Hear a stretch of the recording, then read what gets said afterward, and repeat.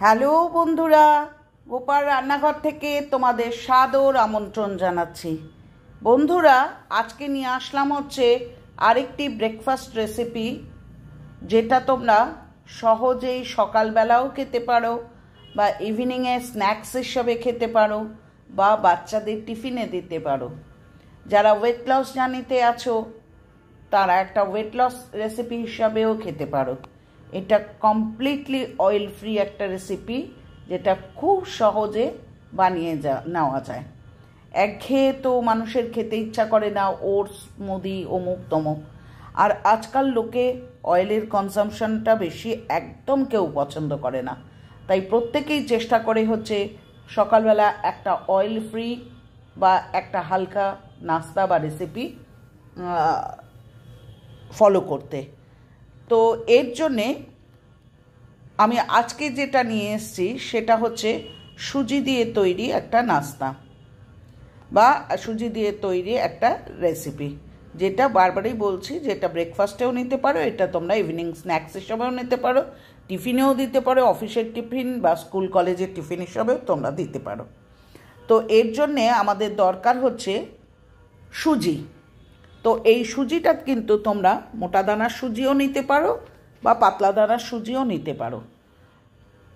আর লাগবে হচ্ছে টক দই, আর লাগবে হচ্ছে পেঁয়াজ কুচি, যেগুলো মেন ইনগ্রেডিয়েন্টস।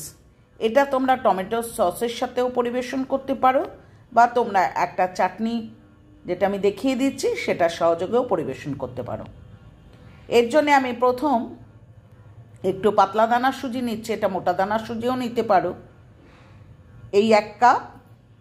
আর এই নিচ্ছি হচ্ছে হাফ কাপ, অর্থাৎ 1.5 কাপ। 1.5 কাপ সুজির মধ্যে আমি 1 বাটি টক দই নিচ্ছি। আমি বাজারের কেনা টক দইটাই নিচ্ছি। হয়ে গেল। এরপর আমি কিন্তু পেঁয়াজ কুচি এবং আদা কুচিটাকে একটু অল্প স্লাইড তেলের মধ্যে কিন্তু ভেজে নিয়েছি, কারণ কাঁচাটা সবসময় সবাই পছন্দ করে না যে কোনো সময় খেতে। চিলি ফ্লেক্স দিলাম। এরপর দিচ্ছি হচ্ছে খানিকটা চিলি ফ্লেক্স দেওয়ার পর খানিকটা কিন্তু আমি কাঁচা পাকা লঙ্কার কুচি দিচ্ছি। তারপর দেব হচ্ছে ধনে পাতা কুচি। ধনে পাতা কুচির পর আমি দেব হচ্ছে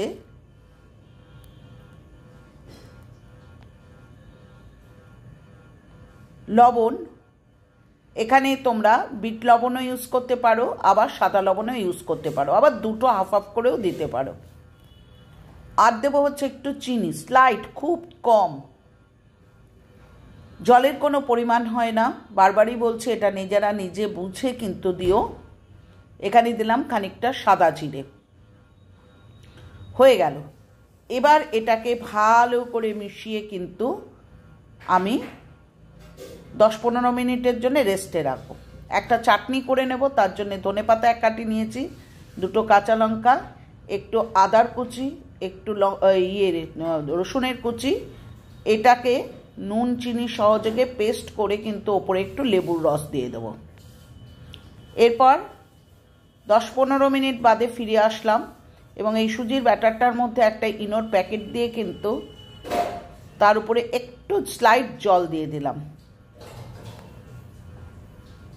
দেখতে পাচ্ছ বন্ধুরা, এরপর খুব ভালো করে জিনিসটাকে ফেটিয়ে নেব, বেশিক্ষণ ধরে না, অল্পক্ষণ।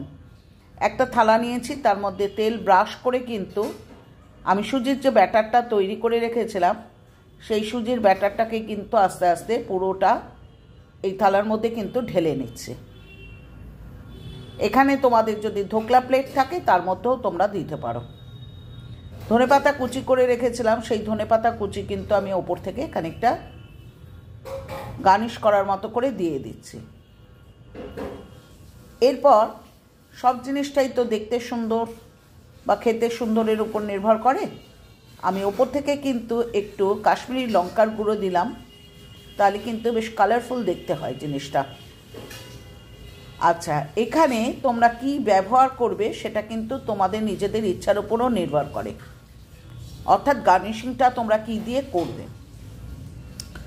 আমি একটু কাশ্মীরি লঙ্কার গুঁড়ো দিলাম, আর দেব হচ্ছে একটু নখে করে ছড়িয়ে সাম্বার পাউডার।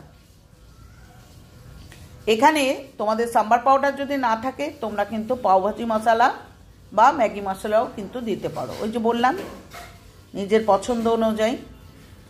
প্রিহিট করার জন্যে একটা কড়াইয়ে অনেকটা জল নিয়েছি, নিয়ে কিন্তু অনেকক্ষণ ধরে গরম হতে দিয়েছি, 10 মিনিট। এরপর দেখো আমি ডিশটাকে খুব ভালো করে নাড়িয়ে কড়াইয়ে একটা স্ট্যান্ড বসিয়ে কিন্তু এই গরম জলের মধ্যে বসিয়ে আমি ঢাকনা চাপিয়ে রেখে দিলাম। ঠিক 10 থেকে 15 মিনিট বাদে একটা ছোট সাহায্যে, স্পুনের সাহায্যে দেখে নিলে যে চারদিকটা ঠিক মতো হয়েছে কিনা। নামিয়ে দিলে, নামিয়ে কিন্তু 10 থেকে 15 মিনিট রেস্টে রাখলে, অর্থাৎ ঠান্ডা হতে দিলে।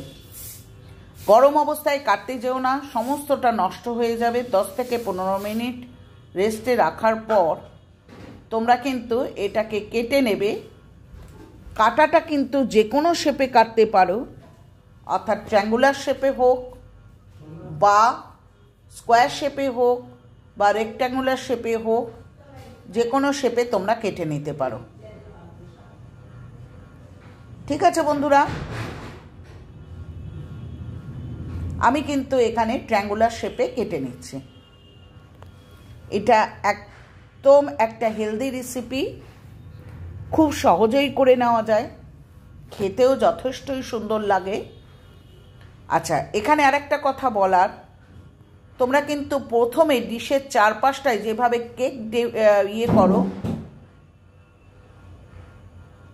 কেক ডিমোল্ড করো, সেইভাবে কিন্তু চারপাশটা দিয়ে কেটে নেবে। তারপর কিন্তু টুকরো করবে, যে কোনো শেপেই কাটতে পারো। এবার চাটনি সহযোগে আমি এখানে পরিবেশন করেছি, তোমরা টমেটো সস দিয়েও পরিবেশন করতে পারো, যার কাছে যেটা ভালো লাগে সে সেটা দিয়েই পরিবেশন করতে পারো। তো আজকে দেখালাম হচ্ছে একটা সুন্দর হেলদি রেসিপি। এরকম আমি কিন্তু আমার রেসিপিগুলোর মধ্যে নতুনত্ব বা বৈচিত্র্য রাখার চেষ্টা করি। তো যদি তোমাদের ভালো লাগে, যদি তোমরা উপযুক্ত মনে করো, তাহলে তোমরা চ্যানেলটাকে সাবস্ক্রাইব করো। যারা নতুন দেখছো, নতুন ভিউয়ার্স, চ্যানেলটাকে সাবস্ক্রাইব করে লাইক করো, কমেন্ট করো, শেয়ার করো। আর সাবস্ক্রিপশানের 24 ঘন্টা পর 24 ঘন্টা সময় দিও, তার আগে আনসাবস্ক্রাইব করো না।